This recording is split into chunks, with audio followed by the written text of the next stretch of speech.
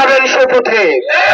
এই বাংলাদেশে আবার যারা ছাত্রলীগ হয়ে উঠতে চাইবে, যারা শিক্ষার্থীদের বিপক্ষে অবস্থান নিবে, তাদের পরিণতি ছাত্রলীগের মতোই হবে। আপনার পরিণত হবে সাত্তামের মতো। আপনারা মুসলিম ছিলেন, আপনারা চালু বলেন না। একটা ব্যানার ধরতে 6টা মানুষের প্রয়োজন হয়। গত 16 বছর দেখেছি এই ব্যানার ধরার জন্য 6টা মানুষ খুঁজে পাওয়া যায় নাই। আজকে আপনাদের ব্যানারের পিছনে শত শত মানুষ এসে দাঁড়ায়। এই মানুষগুলো সেদিন গত 16টা বছর ছাত্রলীগের পিছনে এসে দাঁড়িয়েছে। এই 16 বছরের দিকে তাকান। আমরা ফ্যাসিবাদের বিরুদ্ধে আপনাদের লড়াই এবং সংগ্রামকে আমরা সবসময় সম্মান জানাই। একই সাথে সাথে আপনাদেরকে মনে করিয়ে দিতে চাই, এই বাংলাদেশে আবার যারা ছাত্রলীগ হয়ে উঠতে চাইবে, যারা শিক্ষার্থীদের বিপক্ষে অবস্থান নিবে, তাদের পরিণতি ছাত্রলীগের মতোই হবে। সুতরাং আপনারা শিক্ষার্থীদের বিরুদ্ধে অবস্থান নিয়েন না। গত 16 বছরের আপনাদের নির্যাতন নিপীড়নের কথা ভুলে যাবেন না।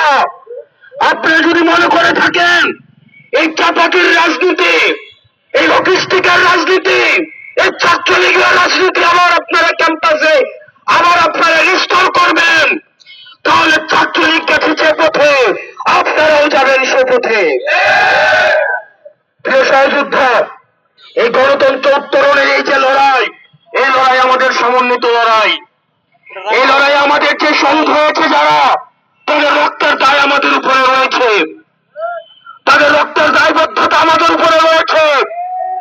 তাদের রক্তের উপরে দাঁড়িয়ে আবার আমরা মডেল পার্টির এজেন্ডা বাস্তবায়নের রাজনীতি শিক্ষা প্রতিষ্ঠানগুলোতে রিস্টোর করতে পারি না।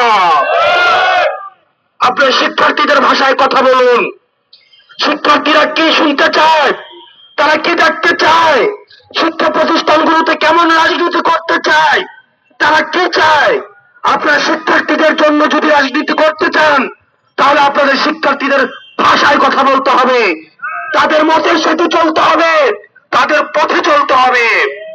কিন্তু আপনারা যদি আবার ক্যারিয়ার পলিটিক্স করতে চান, আবার ছাত্রলীগ করতে চান, হল দখল করতে চান, সিট বাণিজ্য করতে চান, চাষাবাজি করতে চান, পান্ডাবাজি করতে চান, আপনার পরিণত হবে সাত্তামের মতো, আপনাদের পরিণত হবে আনন্দের মতো।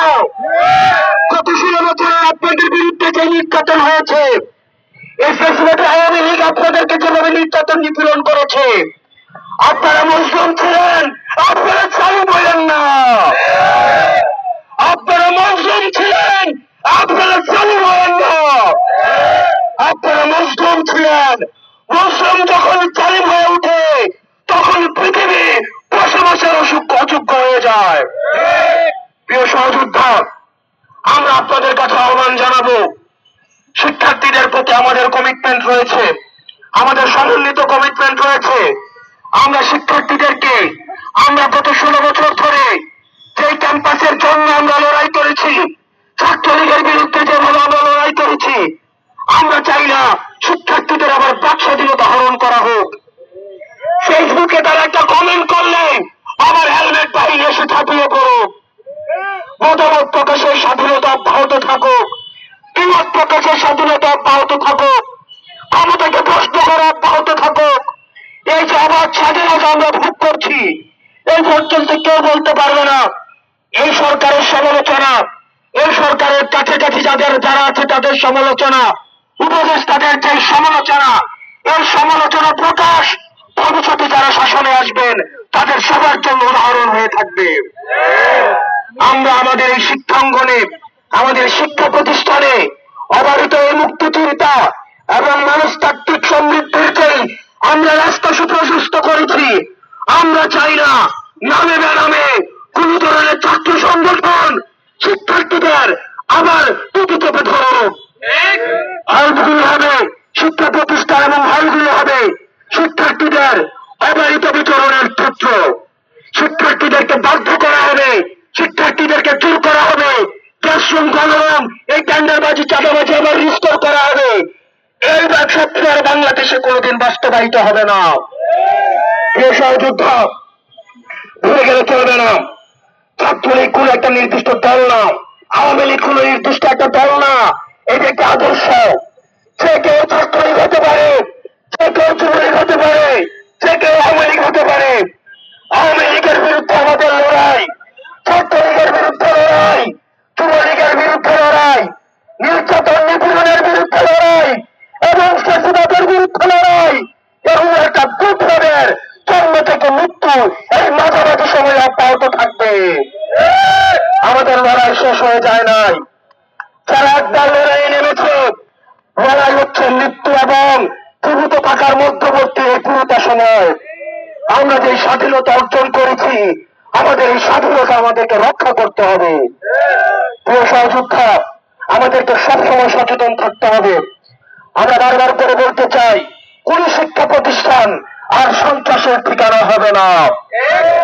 এবং অনেকে যে আমাদের নারকীয় ছাত্রলীগ স্টাইলে যে ধরনের নির্যাতন হয়েছে, আমরা আপনাদেরকে সতর্ক করতে চাই।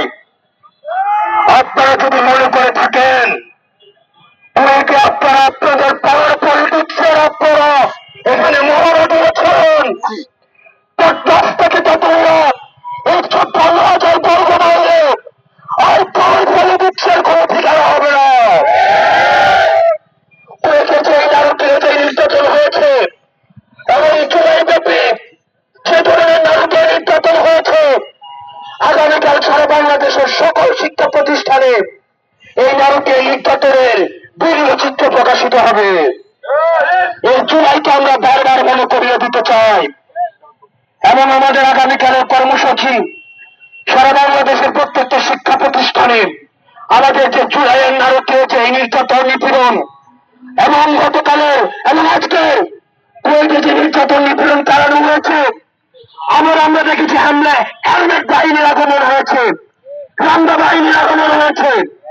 তাদেরকে আবার জাতির সামনে প্রকাশ করা হবে।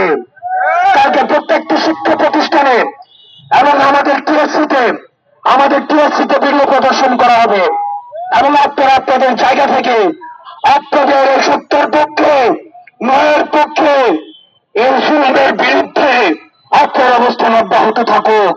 ইনকিলাব জিন্দাবাদ, ফ্যাসিবাদ মুর্দাবাদ।